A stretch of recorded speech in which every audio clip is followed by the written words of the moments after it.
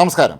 Donald Trump American പ്രസിഡന്റായി ചുമതല ഏറ്റെടുത്തതിന് ശേഷം ആദ്യമായി അദ്ദേഹം ടെലിഫോണിൽ സംസാരിച്ചത് സൗദി കിരീടാവകാശി മുഹമ്മദ് ബിൻ സൽമാൻ രാജകുമാരനുമായിട്ടാണ്. ഇക്കാര്യം വൈറ്റ് ഹൗസ് തന്നെ കഴിഞ്ഞ ദിവസം സ്ഥിരീകരിച്ചിരുന്നു. ആദ്യം ഇക്കാര്യത്തിൽ പലരും സംശയം പ്രകടിപ്പിച്ചിരുന്നു. ആദ്യമായി ഡൊണാൾഡ് ട്രംപ് സാധാരണഗതിയിൽ വിളിക്കേണ്ടത് ബ്രിട്ടീഷ് പ്രധാനമന്ത്രിയുമായിട്ടാണ് എന്നുള്ളതാണ് അമേരിക്കയിലെ ഒരു രീതി.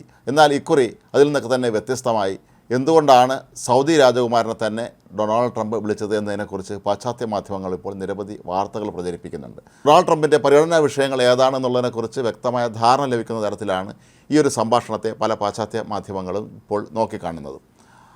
അമേരിക്കയിൽ സൗദി അറേബ്യയ്ക്ക് വൻതോതിലുള്ള നിക്ഷേപങ്ങളാണ് ഉള്ളത്. മാത്രമല്ല, ഡൊണാൾഡ് ട്രംപിനെ സംബന്ധിച്ച് അദ്ദേഹം ആദ്യമായി പ്രസിഡന്റായ സമയത്തും സൗദി അറേബ്യയുമായി ഏറ്റവും മികച്ച ബന്ധമാണ് പുലർത്തിയിരുന്നത്. സൗദിയിലെ കിരീടാവകാശി മുഹമ്മദ് ബിൻ സൽമാൻ രാജകുമാരൻ അദ്ദേഹം എപ്പോഴും തിളക്കമാർന്ന വ്യക്തിത്വം തുടങ്ങിയ വാക്കുകൾ ഉപയോഗിച്ചാണ് വിശേഷിപ്പിക്കാറും ഉണ്ടായിരുന്നത്. അപ്പോൾ ഈ ഒരു സന്ദർഭത്തിൽ ഡൊണാൾഡ് ട്രംപ് നടത്തിയ ചർച്ചയുടെ എല്ലാ കാര്യങ്ങളും ഇപ്പോൾ വൈറ്റ് ഹൗസ് പുറത്തുവിട്ടിട്ടില്ല. എങ്കിലും പശ്ചിമേഷ്യയിൽ സമാധാനം കൈവരിക്കുന്നതിനെക്കുറിച്ചും തീവ്രവാദം അടിച്ചമർത്തുന്നതിനെക്കുറിച്ചുമാണ് രണ്ട് നേതാക്കളും പ്രധാനമായും ചർച്ച ചെയ്തത് എന്നാണ് വൈറ്റ് ഹൗസ് വൃത്തങ്ങൾ ഇപ്പോൾ വെളിപ്പെടുത്തിയിരിക്കുന്നത്.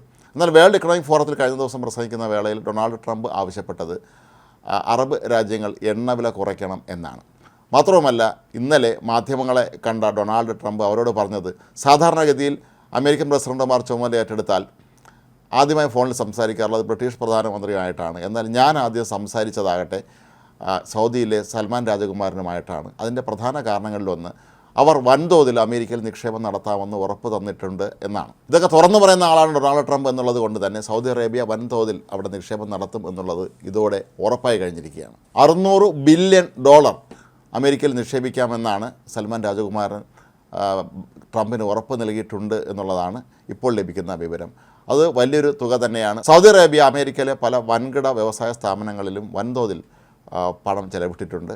ഇതൊക്കെ തന്നെ സൂചിപ്പിക്കുന്നത് രണ്ട് രാജ്യങ്ങളും തമ്മിലുള്ള ബന്ധം കൂടുതൽ ഇനി അങ്ങോട്ടുള്ള നാളിൽ മെച്ചപ്പെടും എന്ന് തന്നെയാണ്. മാത്രമല്ല, സൗദി അറേബ്യ നിരന്തരമായി എതിർത്തുകൊണ്ടിരുന്ന ഹൂത്തി വിമതരെ കൈകാര്യം ചെയ്യുന്ന കാര്യത്തിൽ ഇപ്പോൾ ബൈഡൻ കർശന നിലപാട് സ്വീകരിച്ചിട്ടുണ്ട്.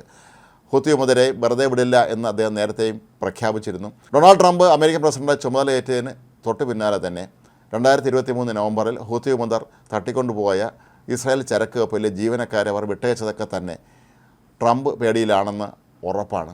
അമേരിക്കയുടെ പുതിയ വിദേശകാര്യ സെക്രട്ടറി മാർക്കോ റുബിയോയുമായും സൽമാൻ രാജകുമാരൻ ഫോണിൽ സംസാരിച്ചു എന്നാണ് ഏറ്റവും ഒടുവിൽ പുറത്തു വരുന്ന വിവരം.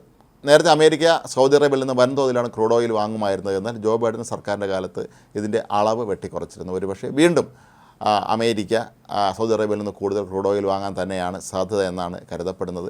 ഡൊണാൾഡ് ട്രംപ് ഒരുപക്ഷെ ആദ്യം സന്ദർശിക്കുന്ന രാജ്യം സൗദി അറേബ്യ ആണോ എന്ന് പോലും ഇപ്പോൾ വാർത്തകൾ വ്യാപകമായി പുറത്തു വരുന്നുണ്ട്.